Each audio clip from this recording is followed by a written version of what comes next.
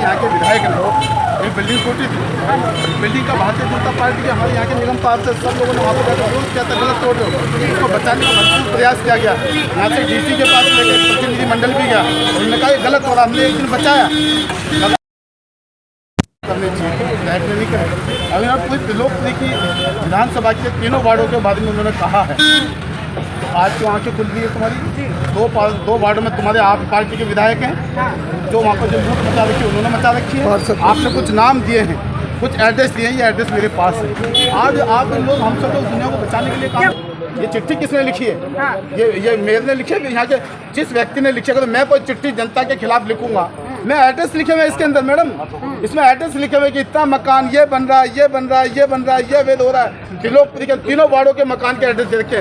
तो जिसने शिकायत करी है, जिसने उन गरीब लोगों की शिकायत करी, उस मकान मालिक की शिकायत करी है जो बन करके तैयार हो गए मकान, आज उसकी शिकायत कर दो आप सब लोग। आपकी सरकार दिल्ली में आपकी सरकार, एमसीडी में आपकी सरकार, आप जब आए थे आप कहते थे ये एमसीडी हमारे पास नहीं है, एमसीडी हमारे पास होगी। लेकिन देखिए दिल्ली में अगर सरकार आम आदमी पार्टी की है तो कहीं ना कहीं देखा जाए उनके हाथ में कुछ नहीं है, सब कुछ तो एलजी के हाथ में। जितने भी जो ऑर्डर आते हैं, ऐसा है जब दिल्ली में काम का सिरे लेने का नंबर आता है तब लोग कहते हैं दिल्ली को हमने ऐसा बना दिया, सुंदर बना दिया। ये जब दिल्ली सरकार को काम नहीं करने दे रहा तो तुम ये कैसे कहते हो कि हमने दिल्ली में जो ना मतलब बसें ऐसे कर दी, स्कूल ऐसे कर दी। चलो ना मैं सर जिसको मोहल्ला क्लिनिक में दिखाता हूँ आपको, हमारी त्रिलोकपुरी विधानसभा के उनके अंदर कुत्ते लेटे में गरीब आदमी वहाँ पर जाता, बंद पड़े सब लोग, ना दवाई है ना डॉक्टर है वहाँ पर। कौन आप दिखाओ ना, आपके बहुत सारे पत्रकार ये यहाँ पर बैठे हैं, सब लोगों ने दिखाए हैं वो सारे के सारे। आज वो मोहल्ला क्लिनिक बंद क्यों पड़े?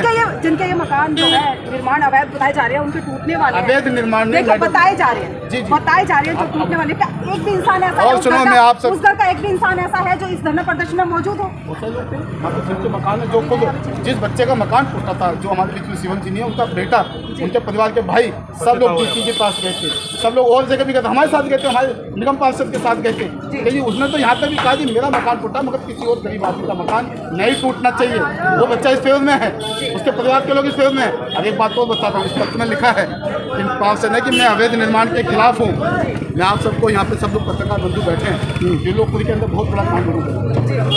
तो सरकारी बड़े बड़े जगह यहाँ के निगम पार्षद वार्ड नंबर 191 की 192 के दोनों लोगों ने सरकार के द्वारा जो जगह है उनके ऊपर अवैध कब्जा करके उन पर अपने काबिले बना दिए हैं। अभी तुम काबिले बना दो, सरकार की जमीन में कूड़ा घर है उसको घेर दिया।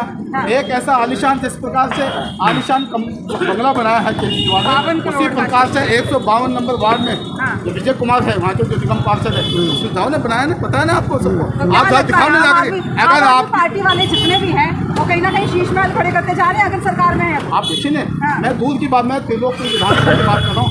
आप उस निगम पार्षद के अगर उसको ऑफिस को जो कब्जा करके बनाया है उसके अंदर केबिन है, एक बल्कि किसी एमपी का तो पीए भी देखा है, पीए है निगम पार्षद का, उसका बैठने का कमरा अलग है, टाइपिस्ट का कमरा अलग है, जनता से मिलने का कमरा अलग है। वो निगम पार्षद से उन्होंने कब्जा कर लिया, कब्जा कर जाकर दिखाइए उसको। मैं जनता के सामने इस बात को लेकर के भी मैंने कहा है अपने उच्च अधिकारियों से, इनकी हर क्षेत्र के अंदर जिस प्रकार से नियत है कब्जा करने की, पैसा उगाने की, इसमें बहुत सारा अंकित मैं ये बताना चाहता हूँ मैं इस लैंग्वेज को पढ़ करके, क्योंकि मैं वहाँ पर बचपन से मेरा सर अभी जब यहाँ पे बात चल रही थी, जब संबोधन किया जा रहा था उस वक्त ये बोला जा रहा था ये जो हमारे पीछे बिल्डिंग है, ये जो बन रही है, निर्माण हो रहा है, इसका भी नंबर इसके अंदर है कि ये भी टूटेगी साथ में।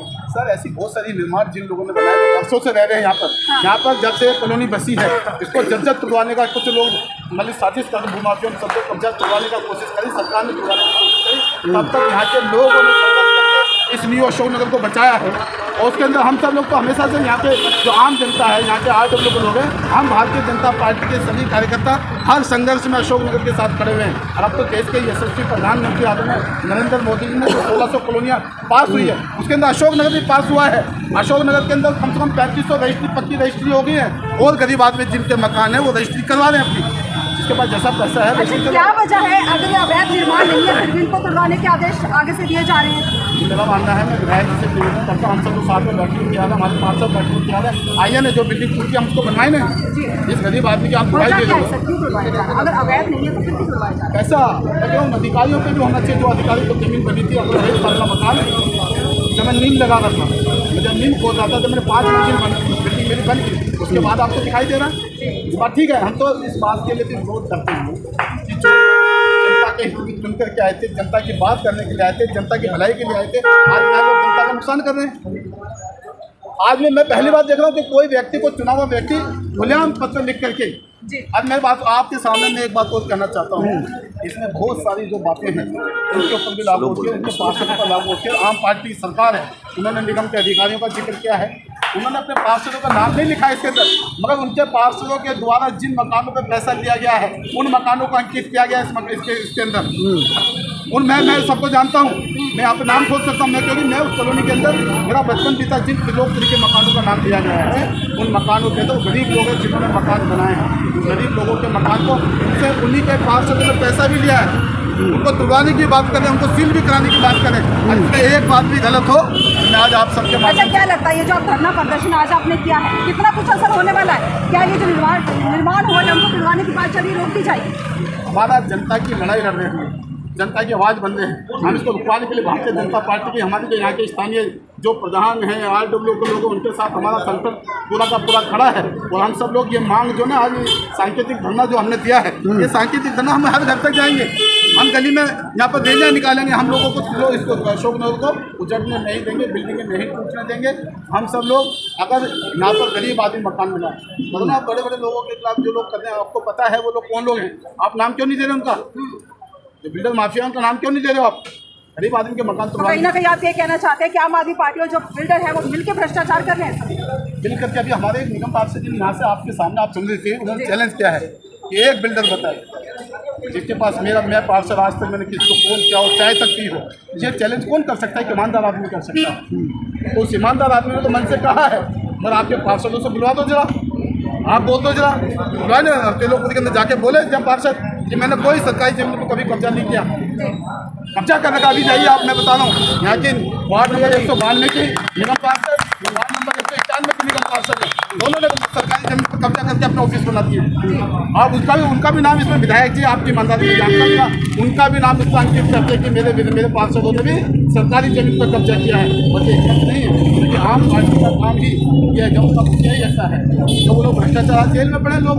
पहले यहाँ पर शराब की मंडी खोली गई थी, आम आदमी ने शराब के खिलाफ प्रदर्शन किया, लेकिन अगर देखा जाए तो उन लोगों का ये कहना है कि तानाशाह की सरकार है, जिसकी सत्ता चलेगी वो ईडी की और CBI की रेड तो करवा ही सकता है, और हमारे खिलाफ कोई पुख्ता सबूत नहीं मिले, उसके बाद भी जेल में है। जेल में आज सुप्रीम कोर्ट क्यों नहीं जमानत दे रहा है? क्या बीजेपी ने मान लो षड्यंत्र, मैंने षड्यंत्र करके किसी को बंद करा दिया अदालत में, तो मैंने तुम्हारे फेवर का अगर कोई पक्ष आ जाता तो सुप्रीम कोर्ट में तारीफ करते हो। अभी राघव चड्ढा को पुलिस किसी उसमें नहीं लिया, उसमें राहत मिले, उसमें तारीफ करती है सुप्रीम कोर्ट की भी। और काम में सुप्रीम कोर्ट हाई कोर्ट का सबका विरोध करते हैं, सबका सही लगा। ईडी अगर मेरे घर पे आ रही है, मेरे घर पर कुछ नहीं मिला तो मुझे चिंता किस बात की है? मेरे घर पर कराओ ना ईडी की रेड। वहाँ पर जहाँ पर ईडी की रेड होती है वहाँ पर 200 करोड़ रुपया, 500 करोड़ रुपया मिल रहा है, और वही लोग जेल में है। काम आदमी हमारे यहाँ पे जितने लोग बैठे हैं, आप किसके घर की ईडी की रेड करवा दो, अगर उनके घर पे कुछ नहीं मिलेगा तो मुझे डरने की क्या जरूरत है? आज जो सीना ठोक करके जो श्रीमान जी कहते थे संजय सिंह जी, अरे गरीबों को कर दो, मुझ पर करके दिखाओ, मुझे पकड़ो मोदी जी, आज जेल की सलाखों के पीछे हैं, आज उनके खिलाफ सबूत मिल रहे हैं। तो आज यहाँ पार्टी के लोग आज 3 से जो बेचारे बच्चियाँ काम कर रही हैं, 5-5 हजार लोग जो काम कर रहे थे, जो रोड पर खड़े हैं, जो रेड लाइट पर खड़े थे, उनको तनख्वाह नहीं मिली है 5-5 साल से। जो सिविल डिफेंस के लोग हैं, 2 हैं, मेरे पड़ोस में बच्ची रहती है, उसके पिताजी मुझे रात को ये कहने के लिए आए थे, मैं बताना नहीं चाहता सोशल, कि मेरे घर में आटा नहीं है, मुझे कुछ पैसे चाहिए, मेरी बेटी की तनख्वाह नहीं मिली है। इसकी क्या स्थिति है? जिन बच्चियों ने जो काम कर रहे हैं, जो सिविल डिफेंस का काम, जो आंगनबाड़ी में जो काम कर रहे हैं, जिन्हें केजरीवाल ने कहा था कि हम सबको था, उनको तनख्वाह नहीं मिली है 6-6 महीने से। आप जान सकते हो बच्चियाँ जो छोटी-छोटी बहनें हमारी जो रोड पर खड़ी जो काम कर रही हैं, आज उनके बच्चे की स्थिति क्या है? केजरीवाल जी, आपको शर्म आनी चाहिए, आपने दिल्ली को नर्क बना दिया है। क्या लगता है जब केजरीवाल सरकार आई थी, या केजरीवाल जब राजनीति में आए थे, भ्रष्टाचार से निकल के आए थे, अन्ना हजारे का एक आंदोलन हुआ था, उसके तहत आए थे, बोला था कि मैं राजनीति नहीं करूंगा, मैं तो सिर्फ जनता की सेवा के लिए आऊंगा। आज उसी जो सरकार को है बहुत ही बड़ी भ्रष्टाचारी की नजर से देखा जा रहा है, हर जगह बोला जा रहा है कि भ्रष्टाचार करते आ रहे हैं, उसकी क्या?